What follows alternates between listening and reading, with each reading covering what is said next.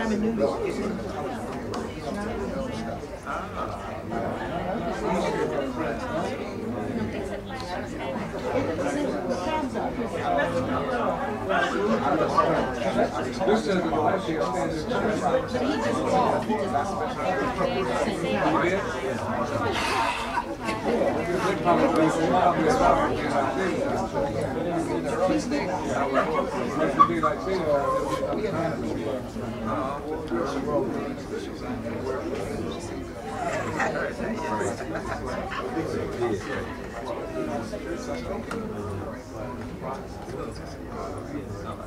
Director of Essence.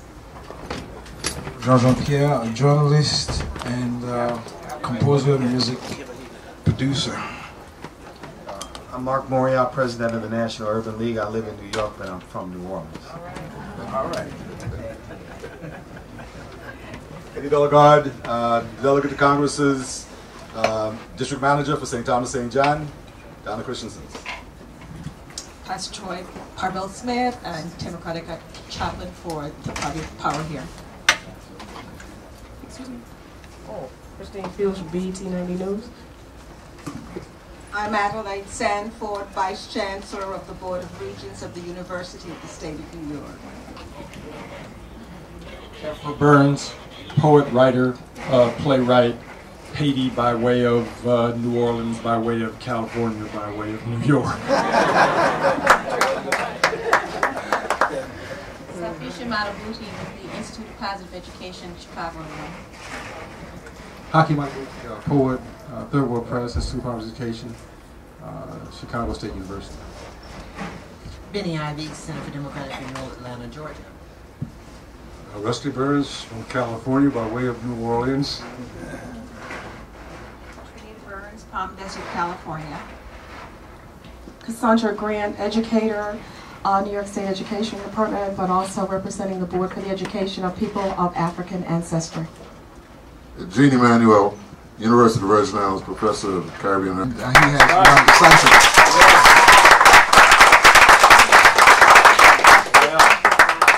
Danny is also working on an extraordinary project. This movie he talked about, Toussaint Louverture, which he is personally raising money for. This is his love. This is his passion. He's directing and doing all those good things. And I know that for the last several weeks he's really been working very hard on that. And because this is not the kind of flick that anybody would finance. And what Danny's basically saying about this, he doesn't really care whether there's this huge market. There may be. The thing is that this movie must be made. And that's what he's committed to doing. So I got word just as we were at the conference center that Danny, was hung up. There were logistical issues. He was still trying to get here. And quite frankly, enough is enough. I mean, we don't need to punish Danny Glover asking him to, it's just not, he does things like this. He just gives of himself. And it's just enough is enough. So we love Danny, and we just said, don't even try it. Don't just do what you've got to do, because that you've made your statement, you've been engaged, and let's move forward because the other projects you're working on are so incredibly important. Yeah, and he's willing to connect with people, beyond this also. So I have my business cards, and you're welcome to contact our office. So he's willing to network and connect with people following this conversation. And by the way, people have asked this question, and the answer is we will have a compilation of everybody who was on the cruise, and it will be sent out to everybody so everybody can get in touch with everybody. So that community, the community of people that we are establishing and that is emerging out of this cruise, you will have indeed all of the information that you need. Right. Before you move on, could you maybe this assistant can answer the question? If he's raising money for the movie, there may be people in the room that want to help him do that. I guess we need some information about how to go about that. I'm willing to talk to anyone who's interested in being investors or possible co-producers of it. I guess maybe I'm on the ship, so we can talk about it. But I know just for general information, coming in at about $5 million. Okay, and I know that there were some people who have talked to Danny about this, some who are with us in our group. What we'd like to do, and we certainly have asked Mark Morial and Jean-Pierre and Susan Taylor to help us with this part of the conversation, is we began this journey with a certain set of expectations, at least in terms of the 2.5 years of work that we've done. Along the road, there have been twists and turns and bumps and whatever, which is true almost with any endeavor that one might undertake. Of course, within the last week, we changed course in the sense that we made certain decisions in relationship to the existing administration in Haiti and our determination that we would confine our activities to Labadee. Danny decided that he would not go on the ship itself, but would meet us in Nassau and meet us here as a way of engaging in the dialogue about Haiti and where do we go from the current situation and where do we go from here. Today, I think we had a very powerful conversation on the ship yesterday, and it seems to be that one of the things we could most productively do is talk about where do we go from here in terms of how we move forward.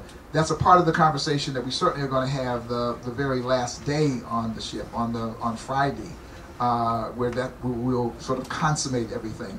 And that takes place against the backdrop, obviously, of organizations and institutions in Haiti that could use our help. That's what the Haiti Support Project was founded to do, was to build this relationship between Haitian Americans and African Americans. And quite frankly, it was to do it because we thought it was important that our Haitian brothers and sisters see that people who look just like them were willing to participate in the process also. Because there are lots of people, who have projects, all kinds of people who have projects in Haiti. And certainly when people are in need, they should accept help from whomever they can get help from. But it is not, from our point of view, psychologically and culturally healthy that the only people see providing that assistance are people who don't look like you. Right. And in fact, yesterday you recall the woman from Pittsburgh, Mrs. Pamphil, who stood up to say, I have this project, but quite frankly, the people who most volunteer to help me are not African Americans. They are usually white Americans and who come and help and participate. Now that's certainly not true of the work that Joe Beasley does in terms of having gone to Haiti with us and then having gone on, and Joe's going to have some words on the last day. And he has, through the support of the Progressive National Baptist Convention, or I don't know if it's the Convention Baptist Convention, I know it's progressive now, have built a school for 400 children, a medical clinic, a church, and about to drill a well for fresh water.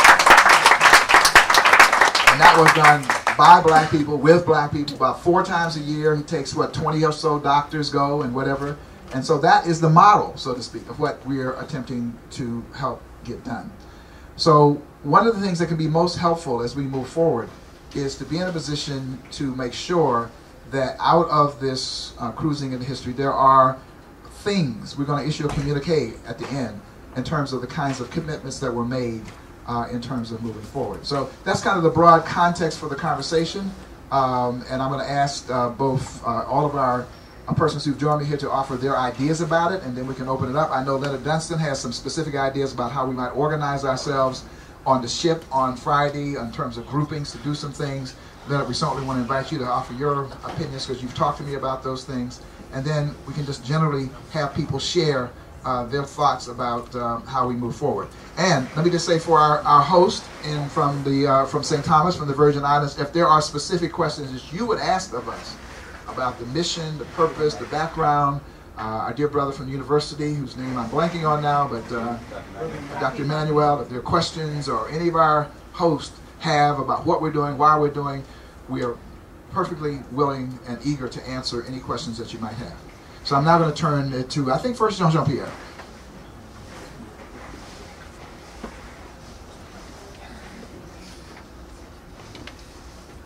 I will begin as I was, besides being a musician, as many you know, I'm a journalist. I've written for The Voice for 12 years, and I've written op-eds and other articles, not only for New York Times, Christian Science Monitor. But one thing I'd like to a subject that is very dear to my heart, and those of many Haitians I know. It's the image of Haiti as projected through the media in the United States. And I think this is one aspect of this continuous or series of crises we always hear about Haiti. Obviously, when we see CNN go to Haiti, we Haitians, we always know there's something that's about to happen. Because that's the only time, and something negative, that is the only time they cover Haiti. And there's never been any follow-up. I think we all can play a role and pushing as we can, whether through C-SPAN or and talk radio, of course, is being dominated by the far right. But I think we can play a role in pressuring the media on Haiti.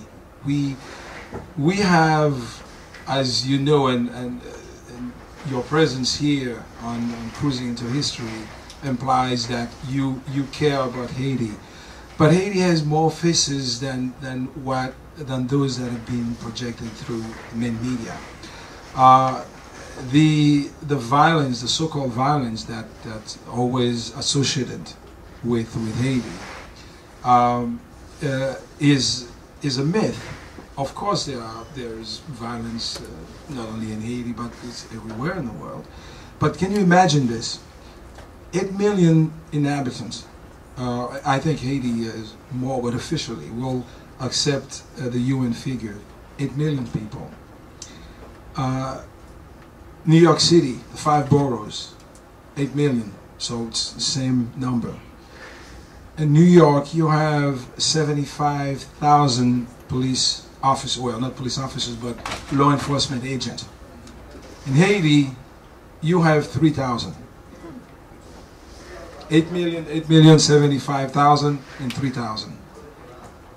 But even ourselves, even we Haitians, are so conditioned with these images that we see about Haiti that we believe that we are violent. And that's the insidious part of this campaign, and this is willful. This is not by coincidence that they show you bodies in the streets, and obviously we have to acknowledge they didn't create this situation. They didn't put the bodies in the street. They are, but that's all we see about Haiti. So as a journalist, that is one, to me, this is something very important that we can do. Whenever they are, we see guests on C-SPAN, and if the subject is about Haiti, I think some of us we have to call. We have to let them know that there is another side, or there are many faces of Haiti that they don't show.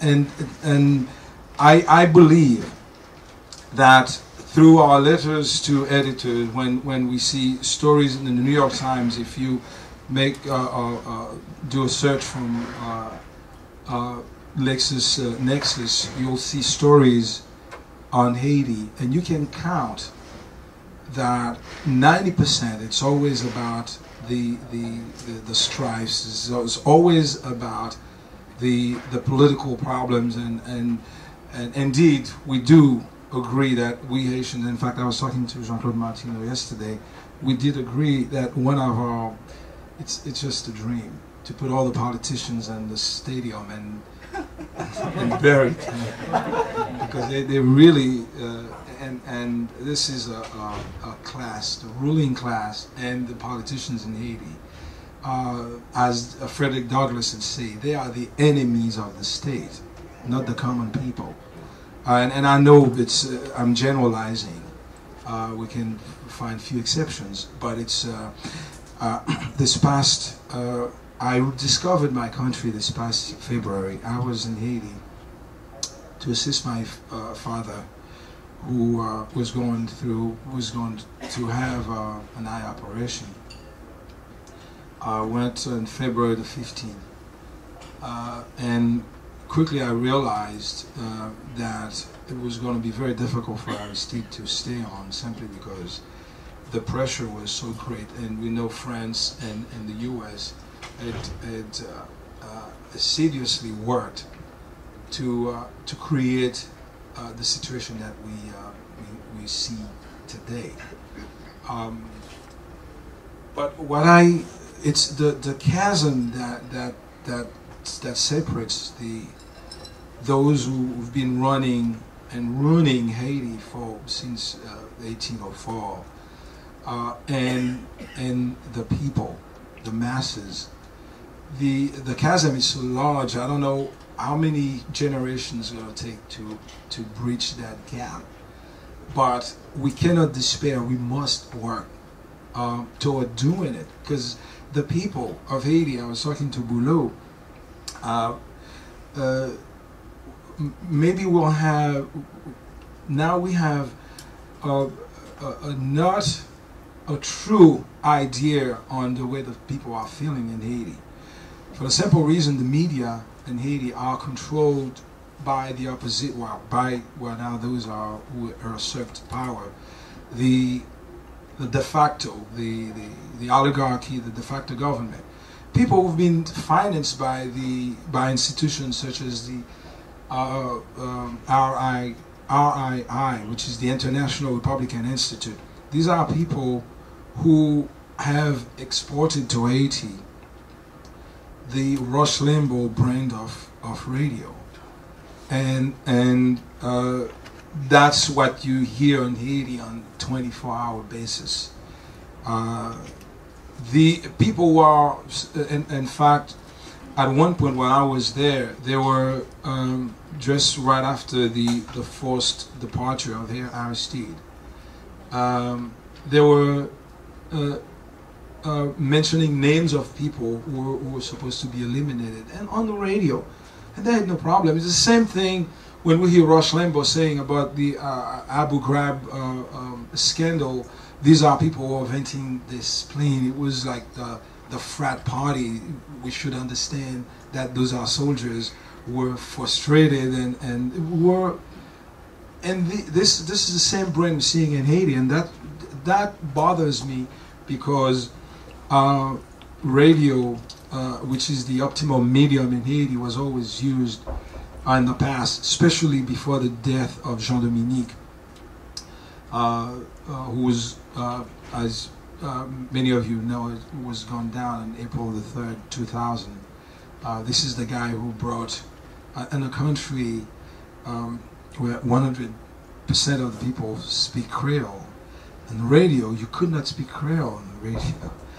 It was supposed to be French, and so ironically, this is Haiti. It's the only country that won a war, but ended up having the losing party writing its history. It's amazing, and our education is based on the French educational system. And before Jean-Dominique, or since Jean-Dominique died, things have deteriorated in the media in Haiti. They just reflect the oligarchy, the same way we see Ronald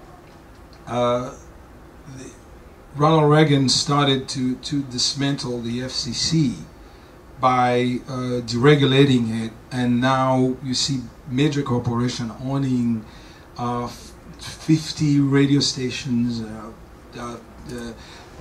Rupert Murdoch, I think, eventually probably was going to own half of the media holdings in the U.S., and that's what the oligarchy has done in Haiti also.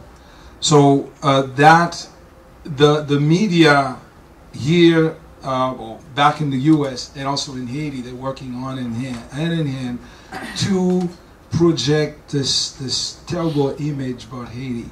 I know there are more important things, but I think the Haitian diaspora, which is very strong, sends a minimum of $1 billion a year back home.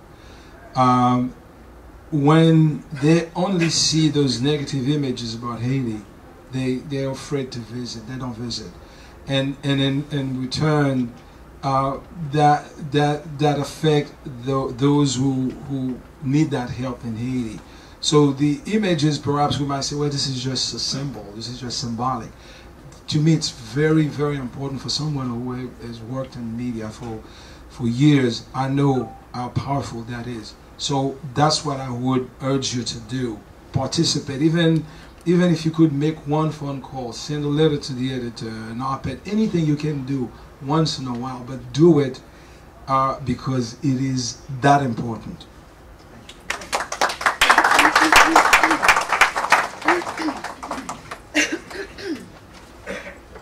Thank you, John. Very simply, we won't despair. That's the critical piece. I'm here representing 8 million people who are Essence readers. I'm here to learn. Because I think that you and I, we are among the most highly educated and affluent people of African ancestry anywhere in the world. And the challenge for us is to learn how to utilize that power. We're not using our power to defend ourselves, to help our sisters and brothers who are struggling along the margins, not just in Haiti, but throughout the Black world and in the United States. And I know you and I are sick and tired of the conferences and the dialogues about all the things that are wrong. It's really, this is the critical moment. We've got to have a plan.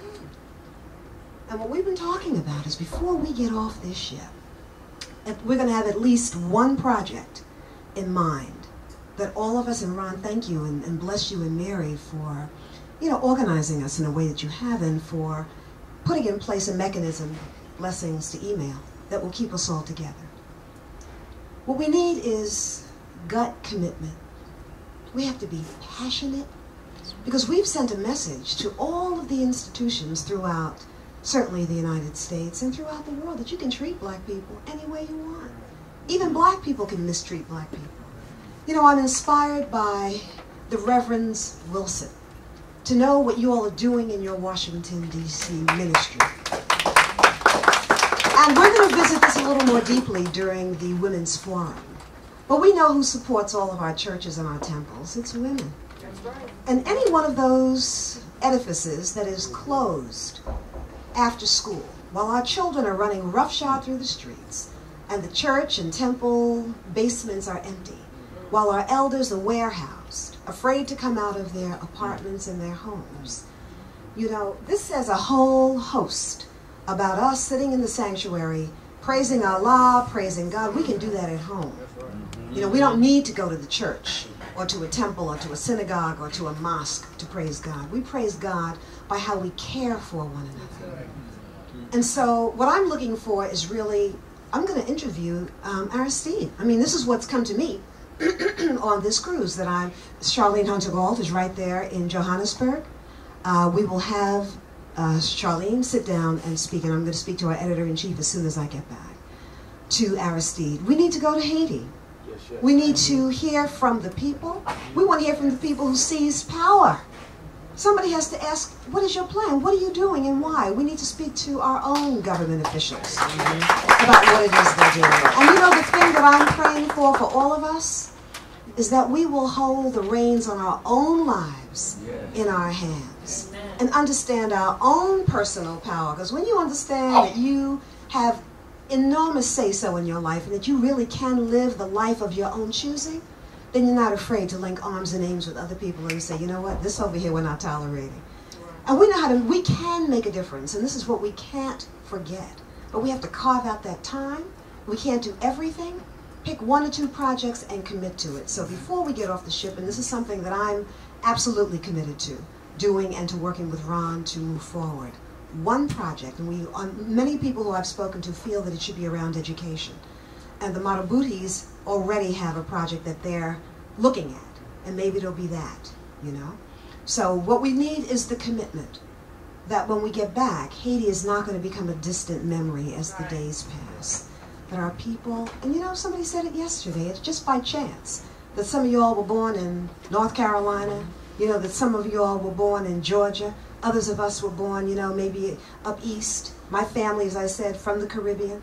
only by chance that those slave ships dropped our ancestors off from Brazil all the way up to Boston. So we are each other's keeper, as the great, poet laureate, the former laureate of Illinois would say, Gwendolyn Brooks. We are each other's keeper. We are each other's harvest. We are each other's magnitude and bond. And with a smile and with joy. And we can have fun, we can dance, we can party, we can shop, but we have to do the work. So we're going to do the work.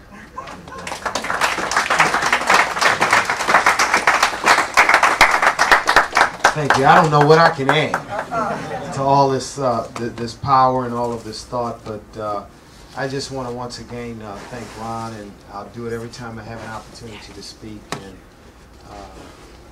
his better half for all of the work they've done, and certainly to all of you all, because this is a group of people who are committed. That's the most important thing about all of you, committed to something more than just enjoying 7 days out on the Caribbean. I want to just say two things. I think that what strikes me and continues to strike me is how we have just been, what has eluded us is an ability to use our power to impact how people in the United States see and react to the black world. That has eluded us, and there have been great efforts over the years, stop and go, most notably the work Trans-Africa did and others in the Free South Africa movement over the years, but we need a fresh start on this issue. And I think that it's tough to think about tackling all of the issues. Many of you are probably following what is going on in Sudan, what is going on in Burundi. Many hot spots, many just conditions and situations that are occurring in the black world all across. But maybe what Haiti provides us with is a starting point, if you will. A starting point to figure out how we organize and engage.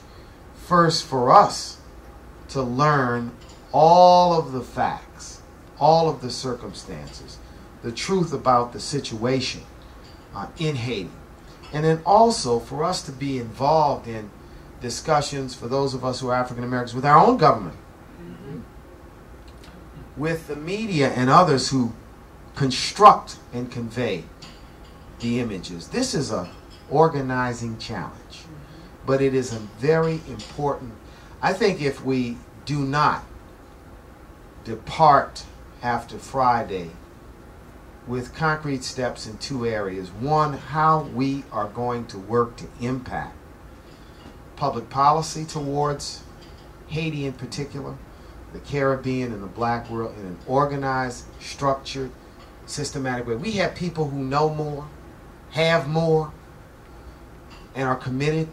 As Susan mentioned, we are the most intelligent, educated, moneyed African people anywhere in the world. And we have to use that power in an organized way to impact things that we care about. So I think we must think about what next steps are. Does it mean that we need to do a fact-finding trip, a follow-up fact-finding trip back to Haiti to find out the truth, so that as we decide what our position is going to be, we have facts, and it's not just what we heard, what someone told us, what was in an email, what was on TV, what a friend called and said, but that we go back and we find out, in fact, what circumstances and what the situation is. And secondly, we have to build some kind of institutional framework. And it eludes me in terms of what it specifically might be, Ron, but we need some institutional framework to continue our togetherness on this issue.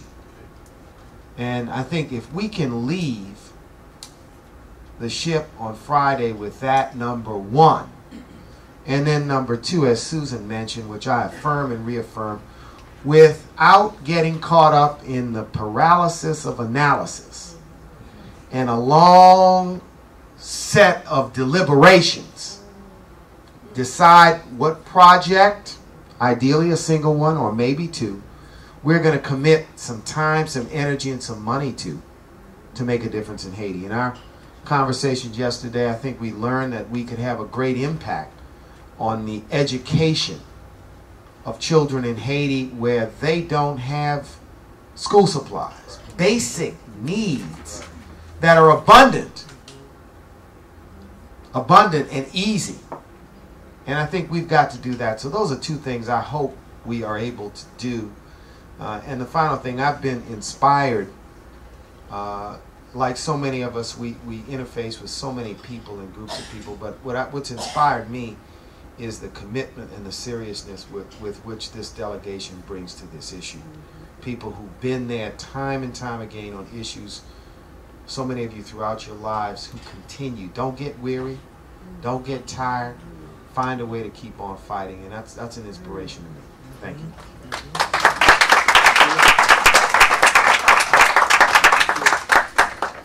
What I want to do now is I'm gonna sort of work the audience a little bit, but I want to make just a couple of observations, because I think that there's an issue of why Haiti. Why Haiti? Because there is South Africa, there's Ghana, there's lots of other places. And one of the things, in 1995, we made a decision to focus on Haiti. And in part because of the work that I've been doing many years, it was kind of like we overlooked Haiti. I mean, we worked all over the Caribbean. It's not the first time being here in St. Thomas, Grenada, and a number of other places. It wasn't purposeful. It was the Duvalier era. A whole lot of things blocked that communications. But we decided to commit to Haiti as a priority. Why? Because there is a debt owed because of Haiti, what Haiti did in terms of a Pan-African revolution when we were on our backs. Haiti gave us back our dignity. So we're not doing Haiti a favor. And within the broad, as a Pan-Africanist, if I look strategically at what would be one of the most important advances for us collectively as an African people, it would be to erase away that the poorest nation in the Western Hemisphere. Because what that's really saying is, y'all took some power, didn't you? But y'all couldn't keep the government going. And there's been a calculated, orchestrated campaign to punish Haiti for shattering the myth of white supremacy. So the reason I got to say that, because you could do work anywhere, and people should do work everywhere. But I'm saying that it's critical that a piece of the work you do, all of us as African people everywhere, should be focused on Haiti. It's not sentimental at one level. It's strategic. It's about the collective image, not only of Haiti, the collective image of African people, period. Rest on Haiti. Every time they say Haiti is the poorest nation in the Western Hemisphere, they're talking about Ron Daniels and my family and my extended family. So I just want to drive that point home, because there's always a question of how you allocate your resources, because we all got many things to do. And just as Haki and Safisha focused exclusively on, I was a part of the Free South African movement. We kicked it off with 1972 with African Liberation Day. It came out of a trip, and Reverend Tyrone Pitts was there when we went to Africa, and that was my very first trip to International Black Ministers Conference. We visited so out of that grew the African Liberation Day. We were there. And ironically, I've never been to South Africa yet, even though we played an instrumental role early on in that process. And so, but I decided, while everybody else is working on everything else, that's fine. We are going to focus on Haiti.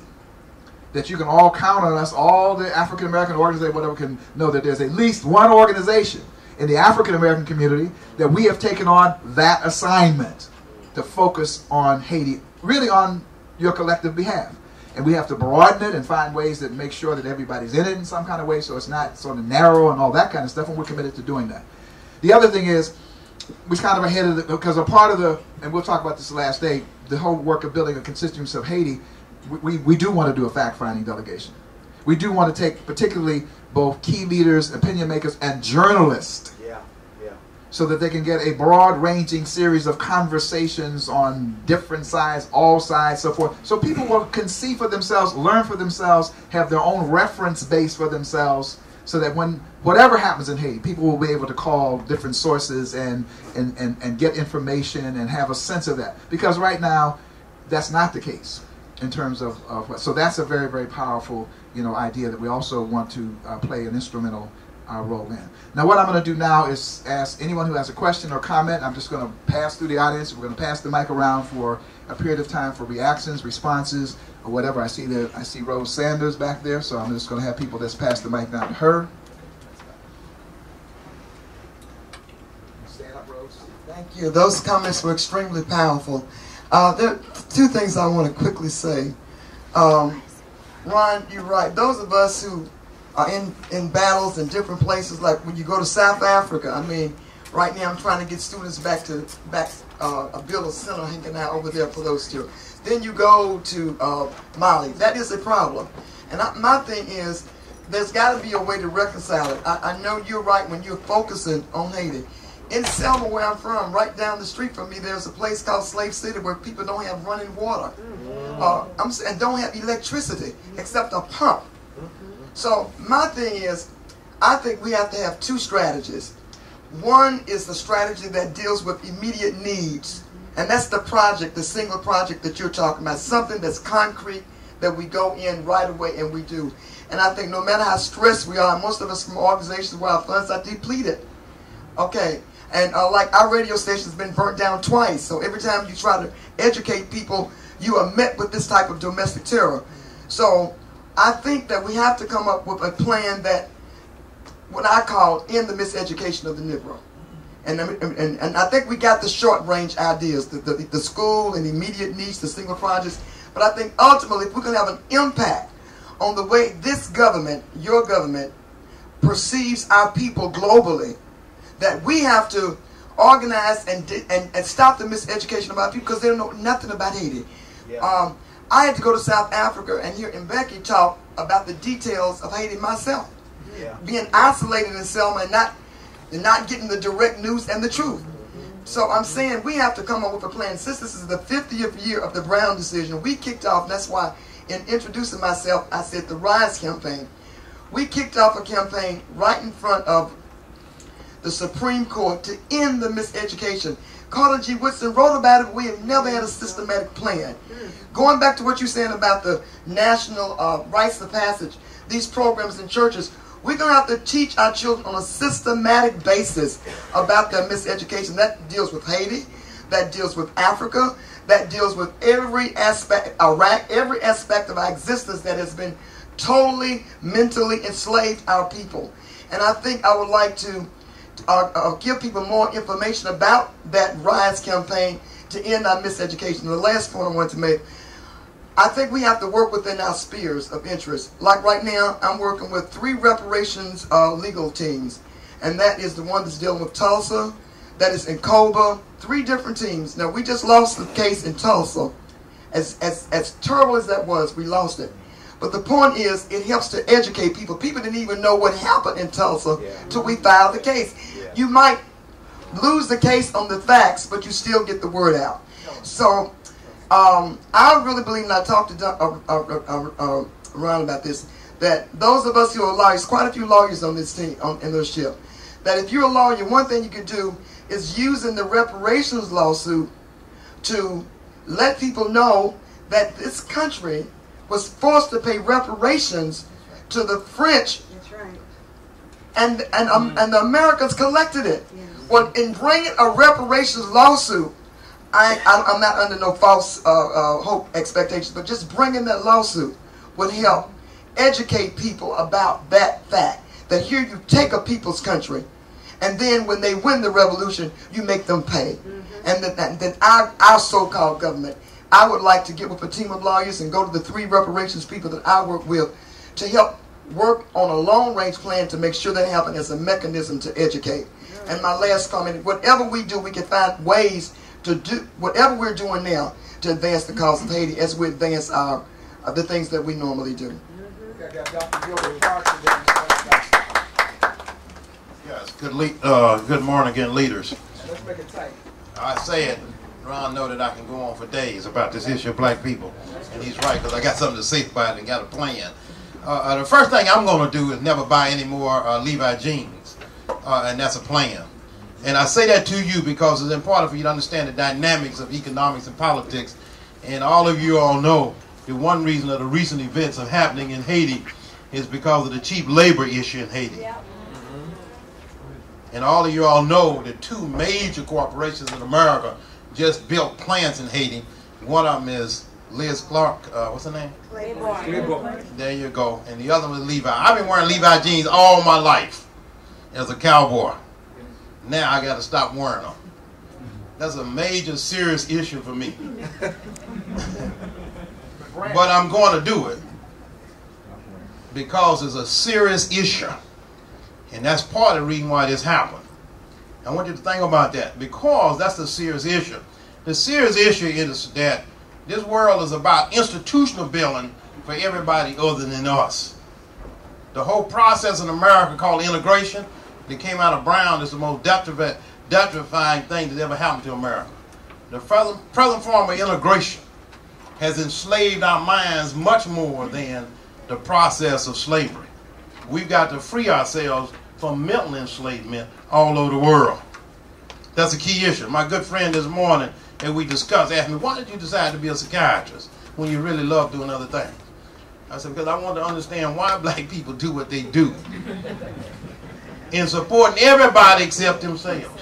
How can you teach somebody to have a 93% foreign trade deficit? We're the only nation of people in the world that spend more with other people than we do with ourselves. You don't know why come they don't go to the economic 9 rather than the economic big 8? It's because African American is the 9th largest nation in the world, economically. But we spend our money with everybody else other than ourselves. Everybody, we do something with others. The whole process of America right now in the world is doing what? It's the same thing as slavery was 400 years ago physically, and that is to rob the black community of its intellectual resources, and we spend time building other institutions and building other people's institutions rather than building our own institutions. And I'll summarize it by simply saying, and Ron, that's good. I understand. That we must, out of this room as leaders, take the role that we're going to free ourselves intellectually, free ourselves mentally in terms of the process of living in the world, how all the great black intellects of the world, if you call it the 10% or whatever, spend time building other institutions, building institutions that are against our best interests all over the world. And Haiti is just an example of it. It's clear why people are not going to support Haiti. It's because Haiti is against the best interests of the white supremacy groups of the world. So they're going to oppose it. I never expect for them to support Haiti. But that we don't support it is the same thing when we don't support these things in America. And that's what we have to go out here as our master plan is, how we support every institution in America that builds us. Leonard, I yield to you. Yeah. I'm a little paranoid, so I got to get to the side. So I am paranoid, so I have to see who I'm speaking to. Being a veteran, you know how that goes. First of all, let me say that Brother Mariel stepped out, but he raised the question of what would be the institutional framework coming out of this gathering that would sort of, I guess, give us some direction. And I'm suggesting very unequivocally that it has to be the Institute of Black World. That, and Ron will talk about that, I'm sure, before we get off the ship. So that would be my response to his concern. The second piece is I shared with Ron what all of us know, and you've heard it said time and time again. We have the most brilliant minds on this particular cruise that we could possibly have. And I told him that I thought it would be criminal as African people for us to get back to Miami and not come up with a plan. And as a social worker and a planner, we always come away with some idea of what we're going to do next. So what I suggested to Ron was that we kind of break ourselves up into families. We have students. We have lawyers or legal persons. We have spiritual leaders. We have nationalists, Pan-Africanists. We have technical persons. we have educators, and the list is endless. But my suggestion is that before we go further, and Ron can suggest how that should occur, that we just take an inventory of the various resources that we collectively have, talk about what projects our individual disciplines can focus on, and then go back to our organizations with a plan of action that would help the Haiti Support Committee move the process forward. That's my very simple suggestion to Ron. Okay, we're going to go here, and then from that point, I'm going to go row by row. I'm going to work my way back. We're going to take about another 20 minutes and wrap it up. So we need to be succinct. And let me just say that Professor, yes, yeah, I will mention that. I just wanted to say that I was very happy to. I was very happy to hear in the preliminary discussion that education. First, I want to really thank Ron for making that explanation. In fact, about why Haiti. In fact, I was sitting there getting ready to ask the question whenever you decided to answer. But I want to cite one example from my childhood and take it one step further. When I was growing up, I was one of 13 children. My mother was a very feisty woman, and she didn't take anything off of anybody. But we lived on what's called our property. But my grandfather still lived, so we didn't have any interest in the property at all. So we had to walk 2 miles to the road and 2 miles back. And they would always wait for my mother and start telling her that she didn't have any interest in it, so they're gonna put us off the place with all of these children. And my mother didn't say anything.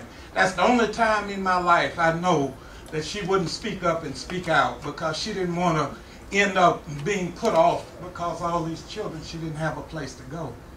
And so one spring she told us, she said, look, she said, when y'all pick cotton this year, we are not going to buy any school clothes, any school book. She said, I'm going to take your money and I'm going to go buy me a piece of land. Because she said, I'm tired of them threatening me every single day that I walk to the road and back from the road. And so that fall, she took the money. She got $50. We went from Bay Minette, which is in Baldwin County in Alabama, and went over to Escambia County, which is a place called Freemanville. What she did was, she took the $50, the 1 acre land cost $150. She put down the $50. But whenever she got back, the word was out that she had already gone. And so each time she would walk back and forth, nobody would say anything to her after that. And the idea of what happened was, all of a sudden they knew she had a place to go. And we never lived on the 1 acre land, but she was never threatened again after that. As black people, as African people, as long as folks feel we don't have any place to go, we will always be under threat. So when Ron says, why Haiti? Haiti, if we concentrate on Haiti and make Haiti a desirable place to go, then it affects all of us. Nobody threatens us as we have a place to go. Right now, Haitians trying to come to the United States. But if it was a place that we wanted to go, then it will impact all of us in a very positive way.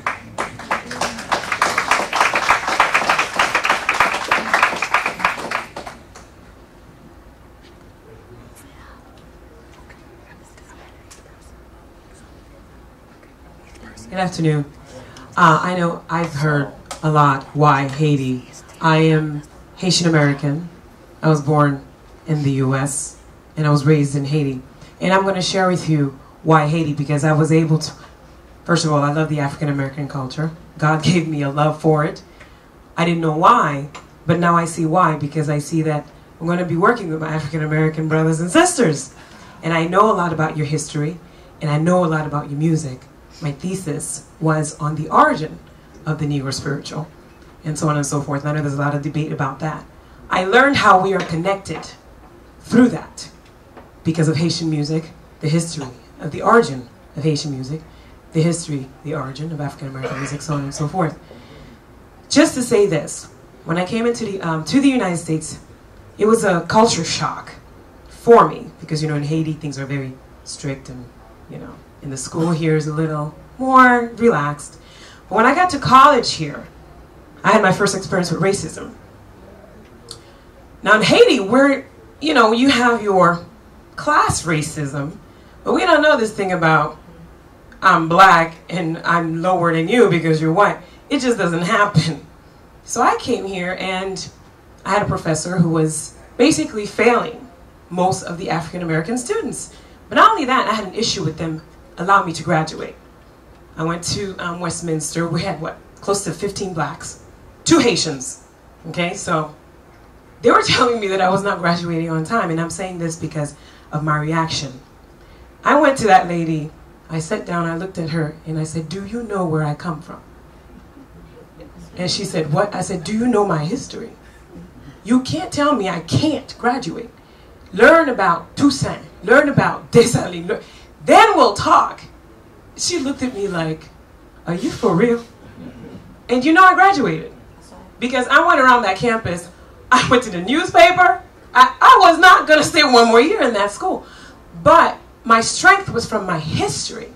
Even though we starve in Haiti, there's a strength that is found only, it comes up when you're challenged. And so just to tell you this, I was able to bring that into the classroom because I teach in the inner cities. And I see my African American children dying. And the first thing I do is I challenge them. I'll kick them out of my classroom. And if they leave, I go back and I ask them, why did you leave? You need to come back and challenge me because I'm your teacher. My job is to make sure that you are being educated. And if you don't understand something, you better sit down and tell me, I don't get this. They were shocked. And some of them started to do it. Kids who were roaming the hallways would come and say, I don't know how to do this. Can you explain it to me? Then they started to have a pride in who they are. Even though they were going home to drug, I mean, I worked in one of the worst areas in Newark, New Jersey, Bergen Street. You want to talk about gang kids? Some of my kids showed me knives that they were about to fight kids with. Okay? So I know what it is, why Haiti, because this is what, as a Haitian woman, I was able to bring into the African American community and will continue to do so. Thank you.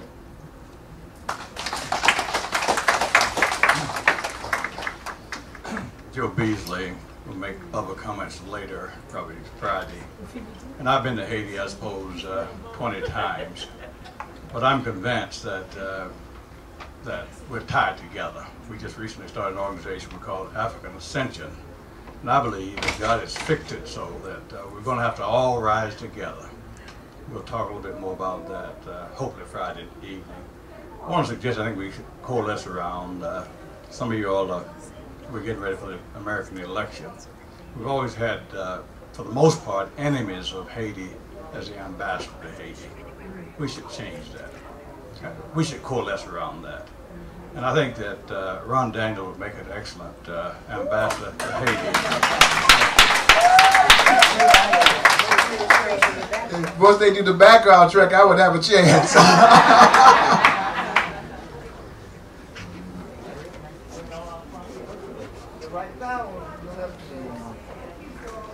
Greetings, everyone. I wanted to kind of piggyback on what you were saying. I think the whole idea of the Rites of Passage program in the United States, where we stop giving the education of our children over to others and trying to figure out a mass way, a systematic way of doing that, along with partnering with schools in Haiti, is a way that we can ascend together.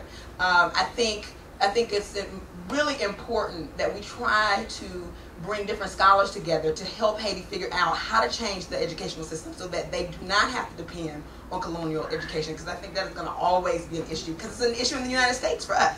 And I think the Rites of Passage program and that piece together, bringing folk together to figure out how to decolonize the educational system in Haiti is an important tactic. I also want to say, though, that in terms of partnerships, I think it's really important that we partner respectfully of each other.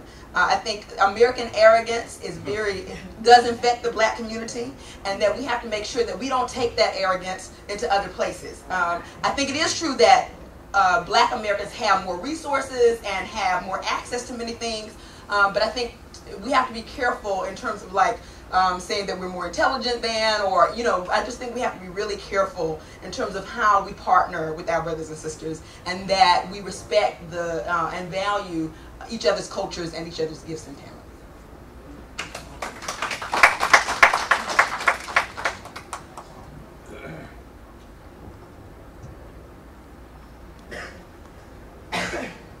Thank you. To come back to what Susan said and what one is talking about, education is truly a good project. But one suggestion that I have, whatever you do, don't raise funds and turn it over to the government of Haiti to implement it for you. I would suggest that you have a foundation or private organization. In Haiti, they call them organization, non-governmental organization, ONG, they call them in Haiti, or whatever it is. But you have to make sure that the money is channeled the proper way and that we get what we deserve and the Haitian people benefits from what you're trying to do, not a few in the government of Haiti.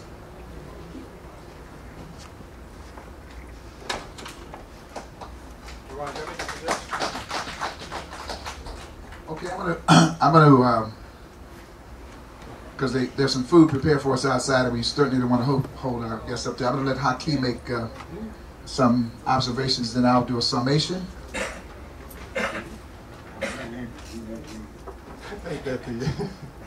I think one of the major problems among our people is, especially the leadership, is corruption.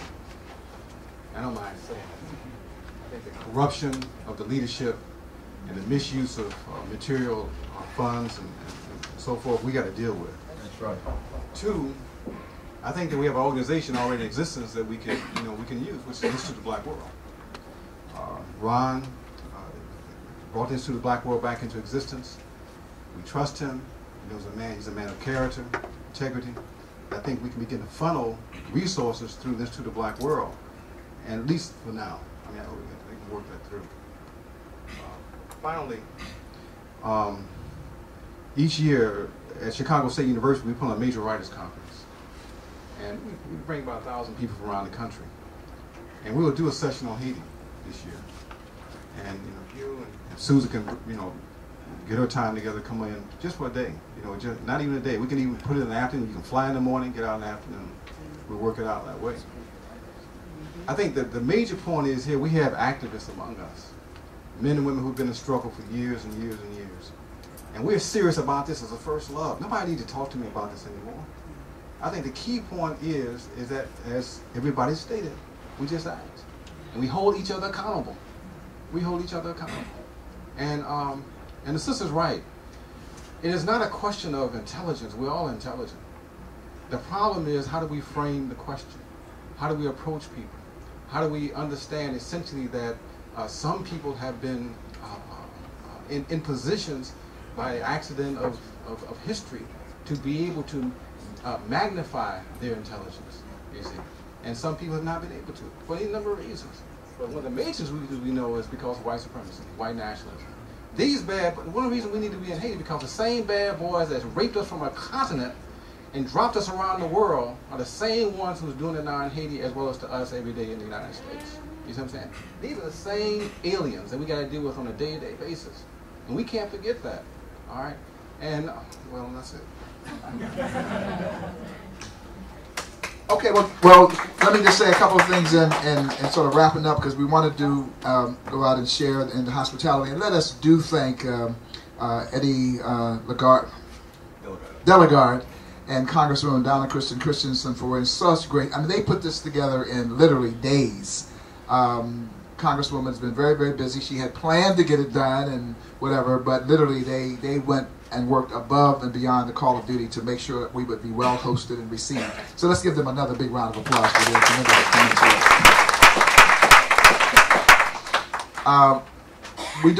It is important that we're going to have a health symposium back on the ship today, and I need some people to come to the conference center at 6 o'clock, even if you're not going to the health symposium, because I need to do some organizing of people to do some other things. We are going to take up Leonard's suggestion, and we'll announce it at the Haiti Cherie piece tomorrow, that the lawyers can caucus in the conference room between 2 and 4, I think it is, or maybe 1 to 3 on Friday. But there's a place on the schedule that's called the marketplace.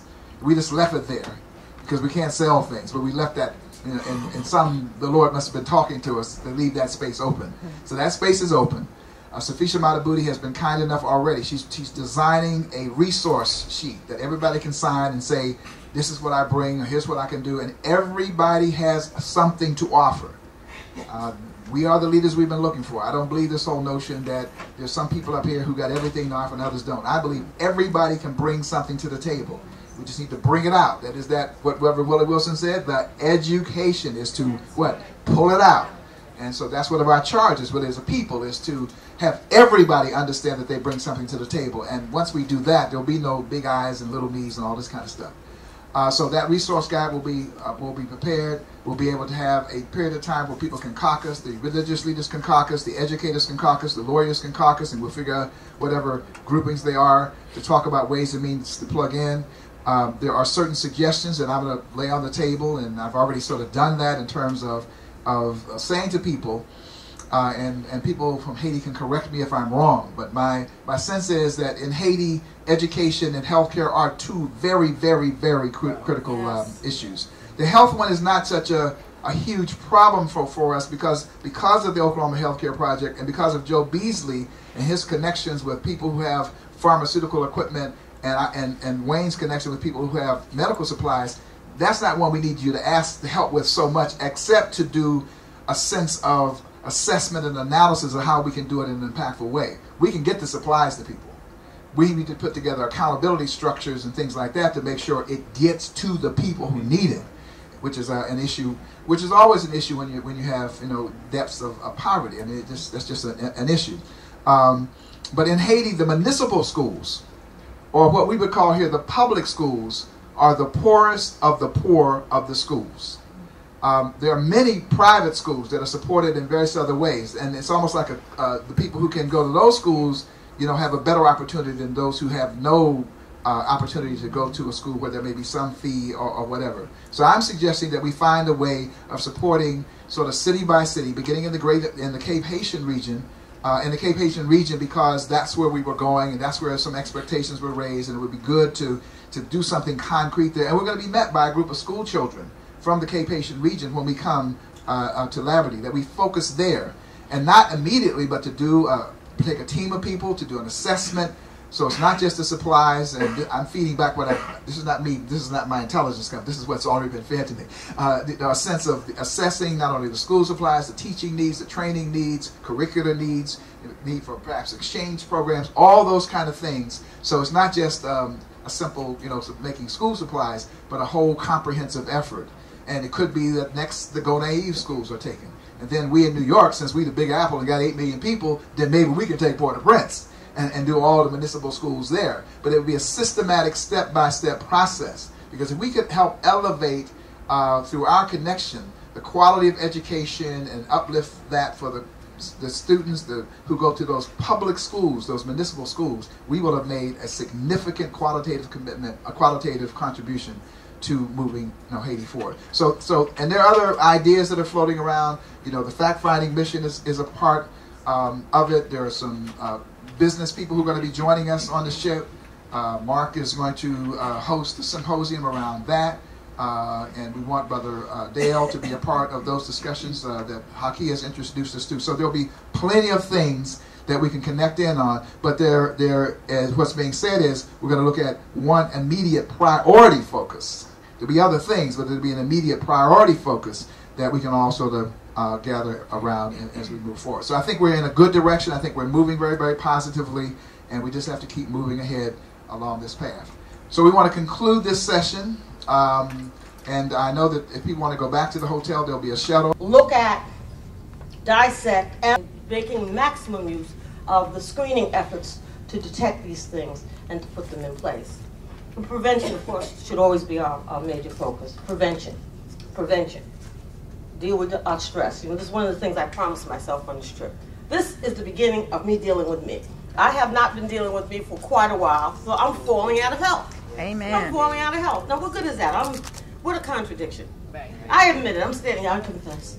Next time you see me, I'll be better. I'm going to do better. We have to prioritize ourselves and make sure that we take the information and the wisdom that's out there and that we use it.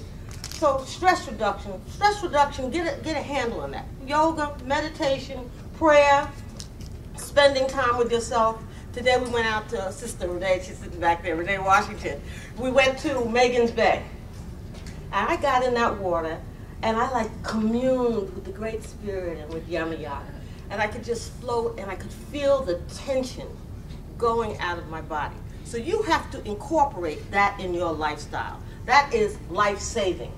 So along with all the academic and the mechanical and the scientific and sophisticated things that we may be mentioning, like, chest x-rays if you smoke cigarettes, or, bone screening exams for people as they get older, particularly if you're overweight, obesity that leads to osteoporosis. We want to use the scientific methods, but we also want to incorporate those things that have to do with our spirit, that have to do with our emotion, that have to do with reducing all the toxins that are produced from the stresses that we have to deal with every day. And our stresses are maximum. We suffer more stress, angst, anxiety than any other people who are in existence at this time in a so-called, because I have a real problem with this term, industrialized first world country.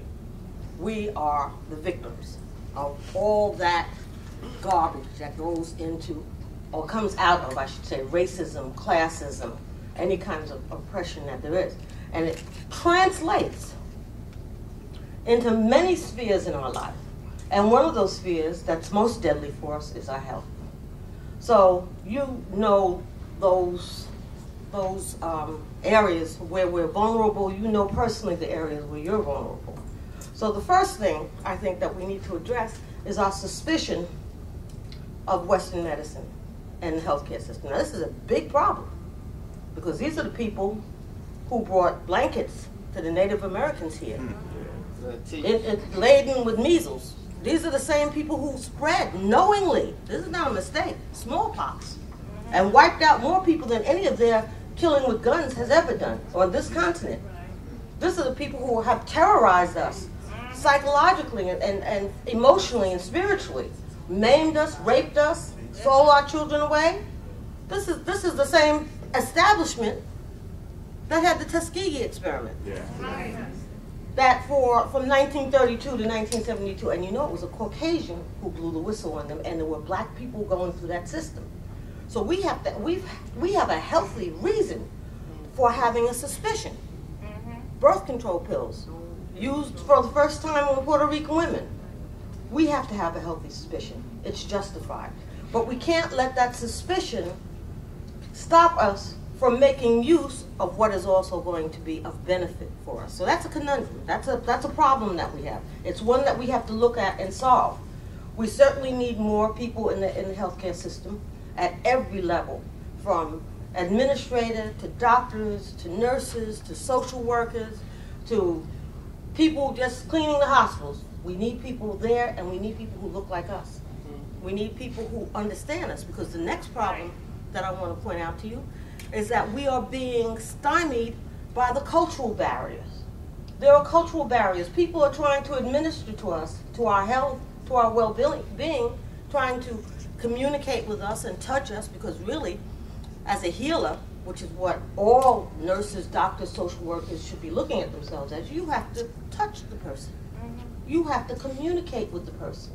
You have to establish a level of communication where the person can extract from you the information that they need, where they can mold it with you in a culturally sensitive milieu and framework, so that you then can apply it to yourself. So people have to know, no, giving me a pill for my depression is not quite enough. Bringing my child in, yes, he's overactive and he's doing stuff, but just giving him some Strattera is not enough. He may need the medication. I'm not saying whether he does or not, although I do think there's a whole lot of over-medication that goes on. But I also think that there are times when we need medication or we need some of these therapies and we don't use them. And that's the trick to find out when those times are.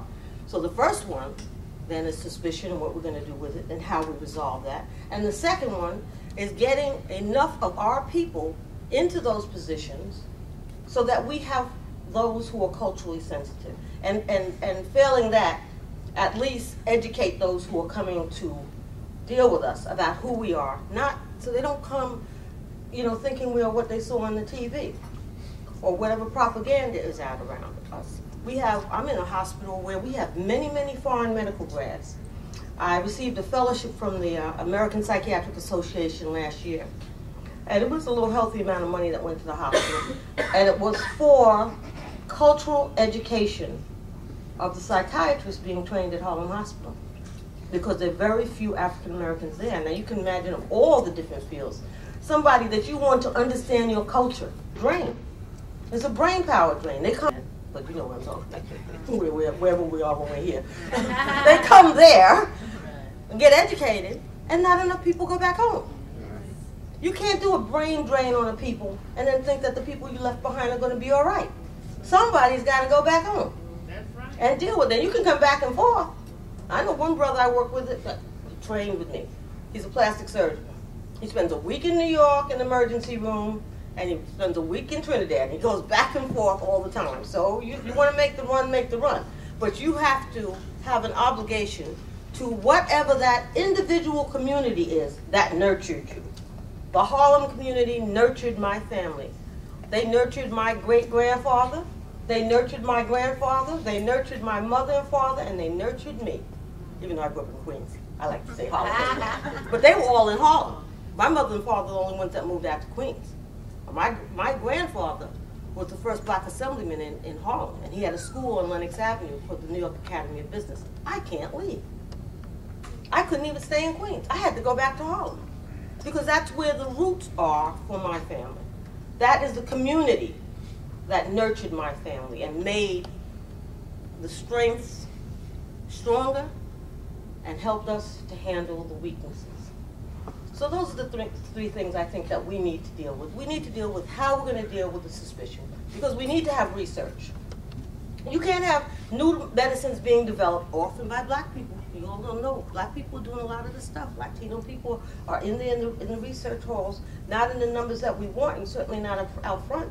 But some of the most brilliant discoveries that are coming through are being made by people of color. So this is our medicine. I don't give that all over to them. We just don't always know who our heroes and sheroes are. So how are we going to deal with the suspicion? What are we going to do? We've got to come up with a plan for that. And number two, how do we make sure that we have training that is culturally sensitive, so that people understand who we are and take into consideration our background, our history, our tradition, the validity of it, the strength of it, the brilliance of it, the genius of it, and incorporate that with modern things that are also a benefit to us. And finally, how are we going to train more people in these fields and keep them connected to us? So I just want to offer that to you as my little opening ditty for the thing, and we're going to go ahead and do it. Thank you.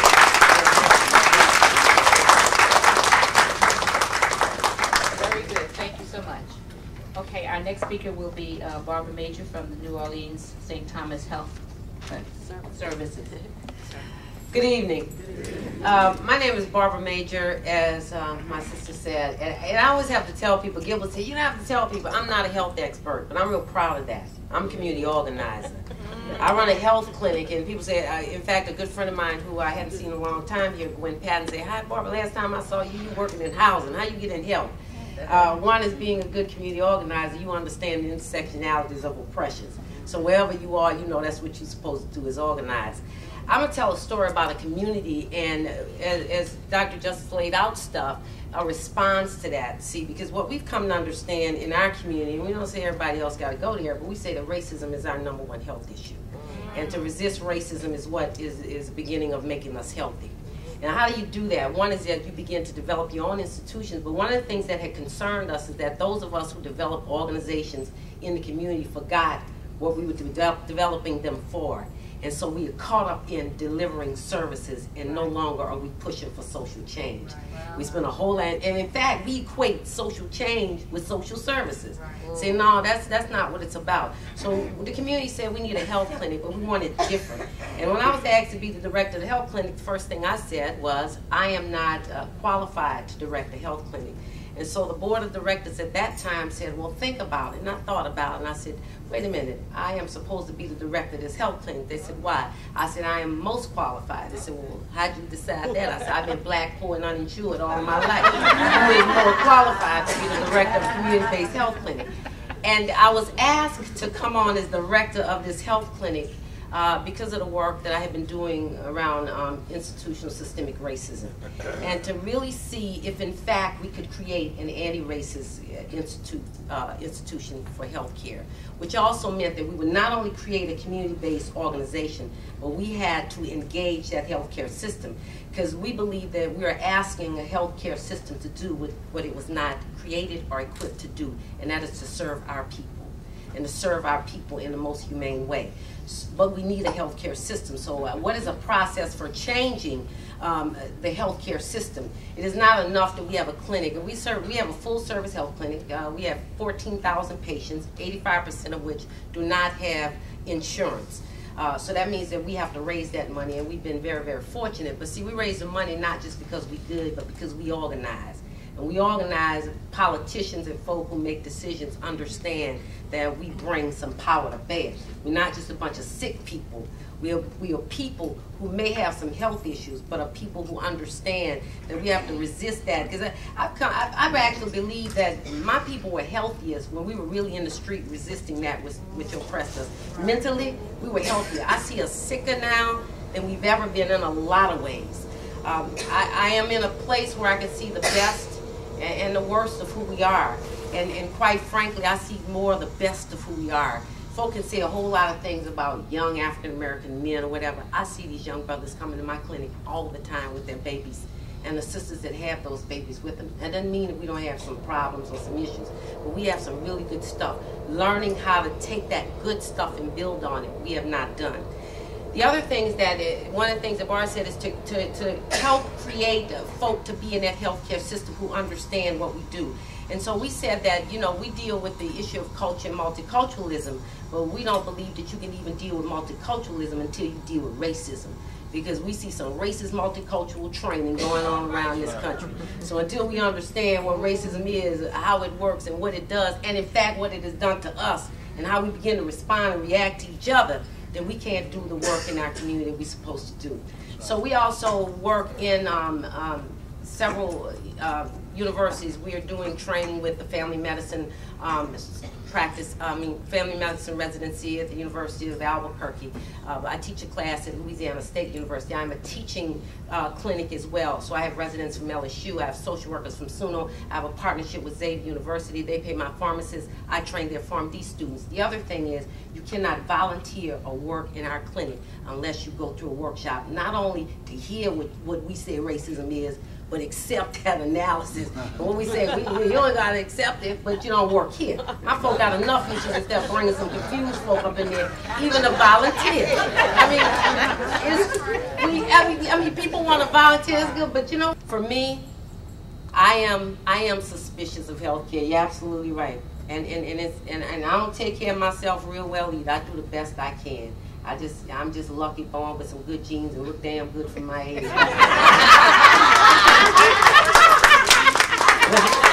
But I don't really take care of my, because it's hard. It's hard to balance out when you're working in community and taking care of yourself. But when you got a community that's real and a community that love you, they're gonna tell you to sit down. The worst thing I did, I called back today to the clinic, and the first thing they said is, "What the hell are you calling back for?" See, that's when I know my people love me. So you go and you enjoy this and you take care of yourself. And I think that we have a responsibility, but understanding health in the broader sense, and what we say at St. Thomas Clinics, is we're talking about the wellness of my people. And we understand that we've been damaged. We understand that. We understand that even through that, we are the most loving and the most giving. We are brilliant and we are capable of doing what we have to do to heal our people. But even those of us who are the healers have to understand that we too have to go through a process of healing. I've not completed mine. I've started it, and I know I have a long way to go. But I believe in it. And St. Thomas Clinic's just one, y'all. There's lots of stuff around this country and around the world where our people are creating in the midst of all this stuff. We don't always have, like a good friend of mine talks about the theoretical framework. I go like, I don't know what the hell that is. I know what I'm doing. You know what I'm saying? You write the theoretical framework and I'll just do the organizing. That's the kind of relationship I think that we have to, those of us who are considered the academy a part of it, or the intelligentsia or whatever, that we've got to figure out. One, I think we have to go full circle and understand that we've got to be willing to take leadership from the least of us, or the bottom of us, because the wisdom is there, y'all. And it may not be in the language of theoretical framework, but our people know what's happening to them, and they know how to direct us out of this mess. That's right.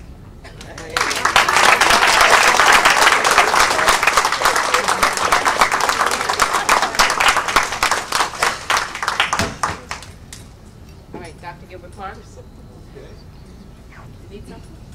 I thought I needed a computer. What's she doing? Oh. She's putting on this side. Oh, she done moved it. She's testing the other side, I think. Well, that'd be probably best that I don't have it to use. Probably. Most likely. May I speak? Thank you very much. Then let's talk health then. And both of the previous speakers have spoke greatly about mental health, obviously, and talked about the role of our mental state. And they have given me that responsibility today to talk about that also for a more extensive level. And I hope to be able to say a few words that will give us a direction in terms of what we want to accomplish. As Mary Frances said earlier, this is just a phased process, and we're in the middle phase of stepping to the next level of working all of us into the mission of the Institute of the Black World that Ron Daniels is so masterfully leading and directing, that we all may in this realm participate. I do know that each one of you in your own areas, your own home place, is doing something of some substance and structure in order to make this happen, and that we have a conspiracy already going on of making things happen. If it didn't, we wouldn't survive. Ron just wants to more formalize it into a more effective force that he can then move forward with, and certainly with his leadership we will be able to do that. So I certainly today, as a mission out here, continue to commit mine and myself and mine wholeheartedly to following Ron Daniels' leadership in this particular area, while I continue to do something in other arenas that will complement what he is doing. And I know that each one of you will go out here with that mission in mind. I say that because that's important in terms of us and our mental health, and understand that we are collective people, a people who have a nation that was built long before even Haiti was, and that we come out of a nation of people that had good health, good mental health, and a powerful intellect, and a powerful capacity to make things happen with their minds. It was only when we began to fall from the grace of our great place of glory and control of information and knowledge that we begin to weaken ourselves. And although we've talked about racism here, is one thing that my father, who just died in '93 a few days ago, used to say to me all the time. He used to say, Gilbert, it don't make no difference how strong the wind blows. What really counts is how strong the house is that you're in. Say, but they really still can't think. So, although, I'm troubled with the whole problem of not being able to make it in life without all these college degrees weighing me down. My father used to tell me, don't somebody get a college degree or somebody who can't make it without it. So he said, boy, you may not be able to make it, so I'm going to give you some degrees. I went out there and got some degrees and everything. He kept paying for helping me and everything. So well, you all that want to know, it ain't worth it knowing, but I'm one of the people who couldn't make it without a degree. So I got a degree about everything you can think about. Chemistry, biology, mathematics, astronomy, economics, you name it. I got a tight lid. Come ago, I ought to be able to make it now, at least make up to those brothers who can't make it. But I say that because it's related to our mental health. And it look like I'm just ad-libbing a little bit, burning up my 20 minutes, and I really am. I was hoping they'd get the screen up. But they was talking about being prepared, you know what I mean? They told me this was all worked out. Okay, but we're going to do it all right anyway. Okay. I said that to say, to get to this point, that the ancestors have a lot to offer us. And for all of y'all that think you're not living right and all that kind of stuff, think about it. Don't be overly convinced. And this is contrary to a lot of people tell you. That you eat wrong, you do this wrong, because you're fat, you ain't right. All that other stuff people tell you. Be careful about that. I eat pork every day of my life. My father did not start the breakfast of the morning without fat, without pork on the table. We ate ham every morning. Every morning. Every morning. Every morning. Every morning. He died at 93, just a year ago. And he only died then because he said, Gilbert, I've done all I want to do. He said, hey, I got to get out of the way and leave it to you all now. You know what I'm saying, G? And he just drifted on away. Like they say about great cowboys, they don't never die, they just fade away. He just went to sleep one night. He got a brother that died in 92. He got a sister who's still alive in 96. All right. Yeah, another brother died 86. One died 87. A sister who was 86 who was still alive. None of my mother's relatives died. Her brother and sisters died before the age of 80. All right. And all of them ate pork every meal we got together. So that may be the case. But I'm telling y'all, ain't no research that no brothers have done that it proved that ham kill people. Okay? I'm a researcher when I ain't doing that now. I tell you, there's no scientific double-blind controlled study where there is a placebo study associated with it that will prove that ham kills. Tell me, brother, is there one out there? You see that? If that brother don't know it, don't exist. Okay? So I'm just going to raise this with you. And you can't tell me that collard greens will shorten your life. Hey, I eat collard greens myself frequently. Now, the only time I get upset is when I look in the freezer and all the collard greens are gone. I get a little irritated. Other than that, I'm all right. You know what I'm saying? I called the wife this afternoon. I said, did you go pick those greens? I picked up a batch of greens that you left in the garden. I said, okay, we doing our time now for this spirit to come out. Ron just looked at his watch. I was watching. I only use about 20 minutes running at the most. And in this storehouse of spirits, think about this. Because I want you to rate back a minute and start thinking. Don't just let thoughts run through your mind as you have, and don't reject these thoughts before they come to you. Let them rest on you a little bit and then reject them if you need to. Because they're not against any religious thing you've been taught or anything else. And I'm not trying to be agents or anything. I'm trying to get you to think about humans and how things happen.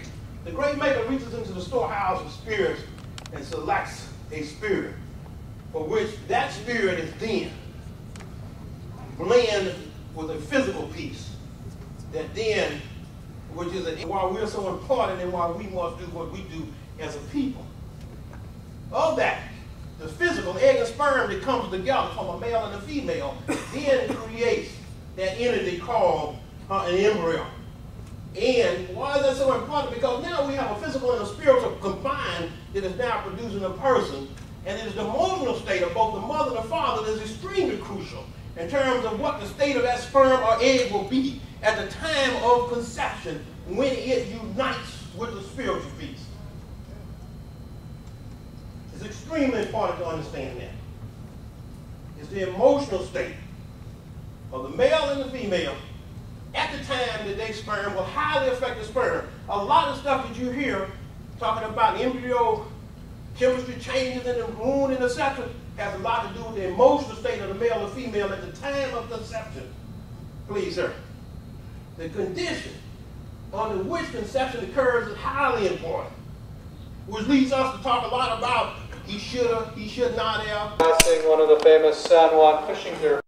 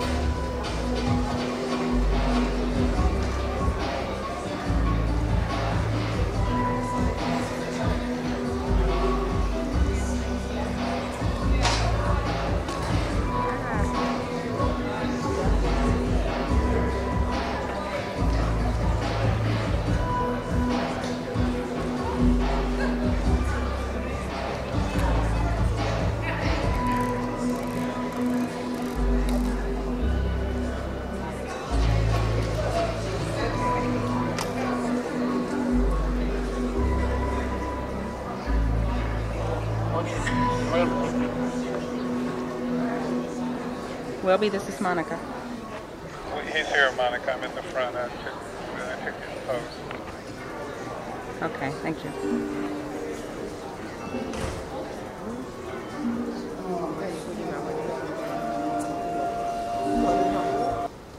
Been kind enough to make contributions to our work, who want to be helpful in one way or another. And we've structured these packages that include t-shirts and books and various other things. Some people have placed their orders, they have not received them yet. The staff will be in the conference room, which is where we met for the health symposium, where we did the orientation. They will be there from 6 to 8 tonight. Right after this program is over, you can go there, you can either get your order or you can place your order. So spread the word, because people somehow don't get the messages. So we have to be a collective drumbeat, you know, sort of sharing the word with each other as we pass each other in the hallways and various other things. Again, the contribution packages can be picked up in the conference room. The staff will be there from 6 o'clock to 8 this evening. Your school supplies. Tomorrow morning, we will be gathering in this room. Nice, you know, 6:30 or so, just to get up and just watch as you approach the coastline, to just see Haiti as you come up on it. You know, that's a